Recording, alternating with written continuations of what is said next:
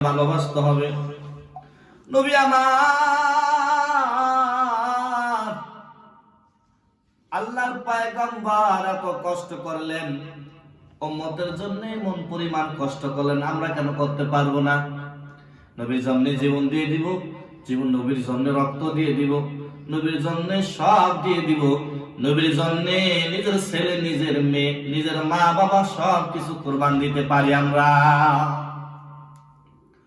ও যুবক, এই কার পিছনে দৌড়াও? স্বার্থের জন্য সবাই তোমার পিছনে দৌড়ায়, কিন্তু আমার নবী মুহাম্মদ সাল্লাল্লাহু আলাইহি সাল্লাম পয়গম্বর নবী স্বার্থের জন্য উম্মতি উম্মতি বলতেন না কখনো। সাহাবীরা যে পরিমাণ ভালোবাসতেন নবীকে, জীবন দিয়েছেন নবীর জন্য, এমন জীবন দেওয়ার জন্য প্রস্তুত ছিলেন। নবী কেমন পরিমাণ ভালোবাসত গো আল্লাহর পয়গম্বর।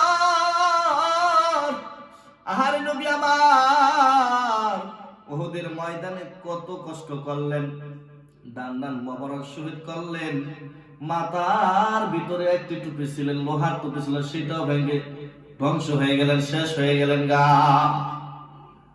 আমার বন্ধু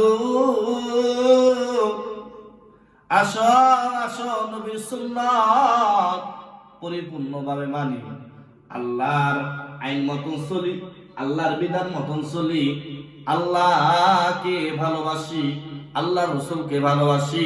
যখন আল্লাহ রসুলকে ভালোবেসে ফেলবো, আল্লাহর রসুলকে যখন ভালোবেসে ফেলবো, আল্লাহকে তখন ভালোবাসা হয়ে যাবে। আমার আল্লাহ ডাক দিয়ে বলে, বান্দা চিন্তা করিও না, আমার নবীকে অনুসরণ করো, আমি মাওলাকে পেয়ে যাইবা।